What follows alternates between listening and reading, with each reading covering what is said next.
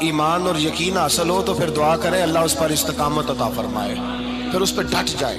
نبی پاک صلی اللہ علیہ وسلم نے فرمایا میں اس بات کا خوف نہیں کرتا کہ میری امت کمزور ہو جائے گی، اس بات کا ڈر نہیں کہ پیسے ختم ہو جائیں، نہ یہ خوف ہے کہ بھوکی مرے گی۔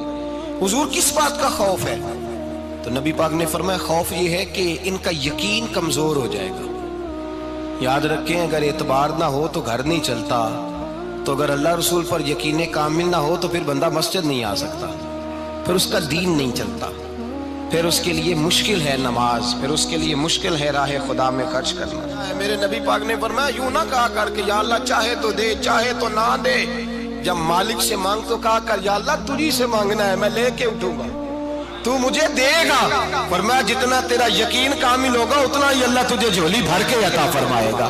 کمزور سا مسلمان، لڑکھڑاتا سا مسلمان دیکھتا ہوں کرتا ہوں، اور یہ بھی نہ دیکھا کریں بھائی ایمان یقین کو استقامت کے درجے پہ لیں، یہ نہ دیکھا کریں کہ وہ کیسے دے گا، وہ کسی وسیلے کا محتاج نہیں ہے، وسیلے کو پسند کرتا ہے، پر وسیلے کا محتاج وہ بغیر وسیلے کے بھی دے دیتا ہے۔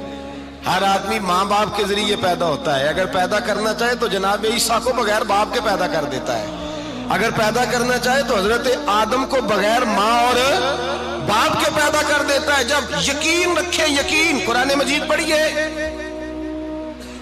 حضرت موسیٰ علیہ السلام فرعون کے دربار میں کھڑے ہیں، چاروں جانب دشمن ہی دشمن ہے، جادوگر آ گئے، انہوں نے سانپ چھوڑے، حضرت موسیٰ کے ہاتھ میں ڈنڈا تھا، حضرت موسیٰ کہتے ہیں یا اللہ کیا کروں؟ تو اللہ تعالیٰ نے فرمایا اپنا عصا پھینک دو۔ کہنا چاہیے تھا نا کہ یا اللہ ایک ہی تو شے ہے، اتنے سانپ ہے، بچانے کے لیے ڈنڈا ہے وہ پھینک دوں؟ ڈنڈا پھینکا جاتا ہے، سانپ کو دیکھ کر کے قابو کیا جاتا ہے۔ یہ میرا اور آپ کا ذوق ہے نا، لیکن انبیاء کرام کا انداز ملاحظہ کیجئے میرے عزیزو۔ اللہ فرماتے ہیں ڈنڈا، اے موسیٰ ڈال دے اپنا عصا، پہلے نہیں فرمایا کہ سانپ بن جائے گا، فرمایا بس تو ڈال دے۔ میں اور آپ ہوتے ہیں تو سام سامنے ہے، ڈنڈا ہاتھ میں ہے، ہم کہیں گے عجیب بات ہے، یہی تو دفاع کی چیز ہے، اسی کو ڈال دوں تو بچوں گا کیسے؟ کہا ڈال دو، تو حضرت موسیٰ نے ڈال دیا، کہا میرے رب کا حکم ہے تو میرے لیے بہتر ہی ہوگا۔ اللہ فرماتے ہیں جب موسیٰ نے ڈالا تو میں نے اس ڈنڈے کو، اس عصا کو اژدہا بنا دیا۔ اب کبھی عصا بھی اژدہا بنے، کبھی چھڑی بھی بہت بڑا اژدہا بنی ہے، لیکن قرآن کہتا ہے جناب موسیٰ نے ڈالا تو اللہ نے اژدہا، بلکہ اس سے پیچھے چلیے، عورتیں کمزور یقین کی ہوتی ہیں نا، جناب موسیٰ پیدا ہوئے تو اللہ فرماتے ہیں میں نے موسیٰ کی ماں کے دل میں بات ڈالی، ماں کے دل میں، صندوق میں ڈال کے تو اس کو دریا میں بہا دے۔ اور بھائی صندوق میں کہہ سکتے ہیں نا آکسیجن کیسے جائے گی، اور دریا میں بچے بچنے کے لیے ڈالے جاتے ہیں کہ ڈوبنے کے لیے ڈالے جاتے ہیں؟ ماں کے دل میں یقین کمزور نہیں تھا ماں کا۔ انبیاء کے ماں باپ موحد ہوتے ہیں، دین کو ماننے والے، ماں کے دل میں اللہ نے بات، اللہ قرآن میں کہتے میں نے وحی کی، میں نے القاء کیا، میں نے بات ڈالی۔ حضرت موسیٰ کی ماں کہتی ہے میں نے ڈال کے نا سمندر میں بیٹا، میں نے سمندر میں بیٹا ڈال کے صندوق میں بند کر کے رب کے حوالے کیا۔ آپ فرماتے ہیں میرے مالک کا بھروسہ کیا تو پھر میرے مالک کا کام دیکھو، کمال دیکھو، میں نے دریا میں ڈالا، اللہ نے فرعون کے گھر میں میرے بیٹے کی پرورش کرا دی۔ یہ یقین کہ حضرت موسیٰ کے پاس قوم آئی، قرآن پڑھیے، کہ جناب پانی چاہیے، وَإِذِ اسْتَسْقَىٰ مُوسَىٰ لِقَوْمِهِ، موسیٰ نے اپنی قوم کے لیے پانی مانگا، ہم نے کہا فَانْفَجَرَتْ مِنْهُ اثْنَتَا عَشَرَةَ عَيْنًا، اپنا ڈنڈا پتھر پہ مارو۔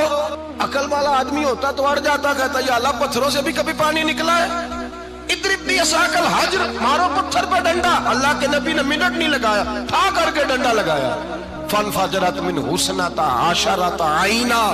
اللہ فرماتے ہیں جناب موسیٰ نے ایک عصا مارا، میں نے 12 چشمے جاری کر دیے۔ تو لے تو اللہ کرتا ہے، اللہ کہتا ہے پڑھ نماز روزی دوں گا، کہتا ہے سوچتا ہوں۔ اللہ فرماتا ہے آجا مسجد میں تیرا ہو جاؤں گا، کہتا ہے دیکھتا ہوں۔ رب فرماتا ہے تو میرے محبوب کی غلامی کر، میں تجھے محبوب بنا لوں گا۔ تو کہتا ہے تھوڑا بڑا ہو کے داڑھی رکھنی ہے، ابھی سیانا ہو کے میں ذرا سرٹیفکیٹ لے لوں اسرائیل سے کہ کتنے سالوں کے بعد آئیں گے، پھر شروع کروں گا۔ پروگرام بنا رہا ہے، ابھی تو ارادے میں ہے۔ اللہ کے پیغمبر کا ڈنڈا، اور اس سے زیادہ آگے بات ہو گئی، پیچھے فوج لگی ہوئی ہے فرعون کی، مجمع ہے، ہزاروں لاکھوں کا لشکر لے کے، تلواریں نیزے، فرعون پیچھے، آگے دریا آ گیا۔ حضرت موسیٰ علیہ السلام کھڑے ہیں، اب کدھر جائیں؟ اللہ پاک نے فرمایا مارو ڈنڈا۔ کہاں؟ پانی پہ ڈنڈا مارو۔ اب حضرت موسیٰ علیہ السلام پانی پہ ڈنڈا مارے تو پانی ابھرے گا، اس سے زیادہ کیا ہوگا؟ پہلے پتھر پہ ڈنڈا مروایا تو پانی نکلا، اب پانی پہ ڈنڈا مروایا فَإِذْ فَرَقْنَا بِكُمُ الْبَحْرَ فَأَنْجَيْنَاكُمْ وَأَغْرَقْنَا آلَ فِرْعَوْنَ۔ اللہ فرماتے ہیں موسیٰ نے پانی پہ ڈنڈا مارا تو میں نے پانی میں رستے بنا دیے۔ ایک جگہ ڈنڈا مارا تو پانی نکل آیا، دوسری جگہ عصا مارا تو پانی خشک ہو گیا، 12 چشمے بن گئے، 12 رستے بن گئے دریا میں سے۔ حضرت موسیٰ علیہ السلام گزر گئے اور اللہ فرماتے ہیں فرعون بھی آیا تو اسے میں نے غرق کر دیا، اور وہ کھڑا دیکھتا ہی رہ گیا کہ بنا کیا ہے۔ جب یقین کامل نصیب ہوتا ہے، اعتماد کی دولت اللہ دیتا ہے، جب انسان کو یہ انشراح صدر ہو جاتا ہے کہ میری نجات خدا کے حکم میں ہے اور رسول اللہ کے قدموں میں ہے، جب اسے یہ انشراح حاصل ہوتا ہے تو پھر نماز کا لطف آتا ہے۔ غور کیجئے کیا جملہ کہہ دیا میں نے۔ پھر اسے نماز کا پھر اسے نماز بوجھ نہیں، بلکہ نماز نہ پڑھے تو اس پر بوجھ ہوتا ہے۔ پھر قرآن مجید اس کی روح کا ساتھی ہو جاتا ہے، پھر عبادات، تقوی، پرہیزگاری، پھر وہ ایک سنت کے چھوٹنے پر پریشان رہتا ہے جب یقین کی دولت نصیب ہوتی ہے۔ قرآن مجید فرقان حمید نے کہا ایمان لاؤ تو پھر ایمان پہ ڈٹ جاؤ، مسلمان بنو تو پھر اسلام پر۔ پھر یہ جو کمزوری ہے نا، یہ دیکھتے ہیں، کرتے ہیں، چلتے ہیں، ابھی کل ابھی پرسوں بہانے ہیلے، ابھی میں نماز شروع کرتا ہوں دیکھتا ہوں لا الہ الا اللہ محمد الرسول اللہ صلی اللہ علیہ۔ جب کسی نے کلمہ پڑھا تو اس پر پورا دین ضروری ہے، پورا۔ اب وہ یہ نہیں کہہ سکتا کہ تھوڑا تھوڑا کر کے آؤں گا۔ یقین کی دولت نعمت ہے۔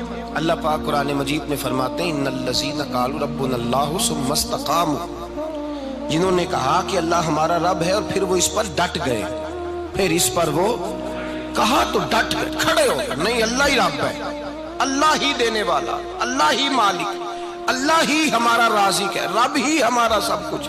جب ڈٹ گئے تو فرمایا تتنزل علیہم الملائکہ، پھر میں ان کی مدد کے لیے آسمان سے فرشتوں کا نزول فرمایا کرتا ہوں۔ فرشتے کیا کہتے ہیں؟ اللہ تخافوا ولا تحزنوا، غم نہ کرنا، خوف نہ کھانا، وابشروا بالجنۃ التی کنتم توعدون، ہم تو تمہیں اللہ تبارک و تعالیٰ کی اس جنت کی خوشخبری دینے آئے ہیں جس کا رب نے تمہارے ساتھ وعدہ کیا ہوا ہے۔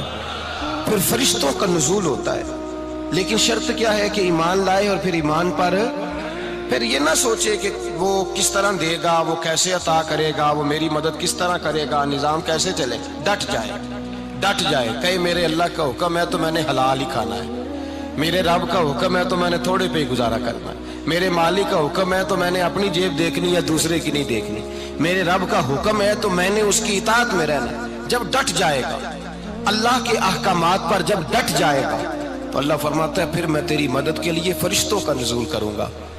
نبی پاک صلی اللہ علیہ وسلم نے فرمایا 2 دولتیں اگر کسی کو اللہ دے دے تو سمجھے اللہ نے اسے دنیا کی سب سے زیادہ دولت عطا فرما دی۔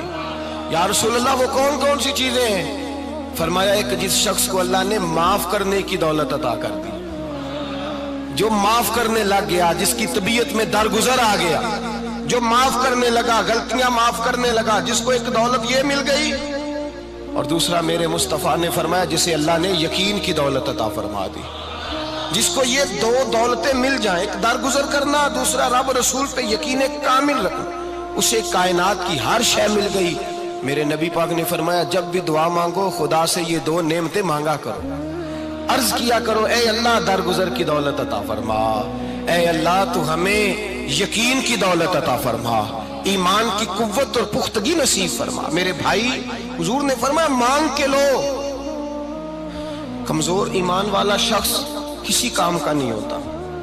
جس آدمی کے ذہن میں شک کا بیج ایک دفعہ جنم لیتا ہے وہ آدمی تو غلام سے بدتر ہے، بے کیف سجدہ، روٹھی روٹھی سی عبادت، اس کی زندگی کیفیات سے خالی ہے۔ جس شخص کو پتہ چل جائے نا لوگ میرے مخالف ہیں، اس کا تو سجن رہتا ہی کوئی نہیں۔ اصل بات یہ ہوتی ہے کہ یہاں سوچ بیٹھا ہے کہ دنیا میرے خلاف ہے، یہاں مخالفت یہاں بیٹھ گئی ہے، دو بندے باتیں کر رہے ہیں تو پریشان ہے، میرے خلاف ہی لگے ہوئے ہیں، میری ہی بات ہو رہی ہے، کیونکہ اصل تکلیف کہاں ہے؟ اور اگر یہاں یقین کامل ہو گیا نا کہ سارے مجھ سے پیار ہی کرتے ہیں، تو پھر دو بندوں کو بات کرتا دیکھیں گے تو یہی سوچے گا میری تعریفیں کر رہے ہیں۔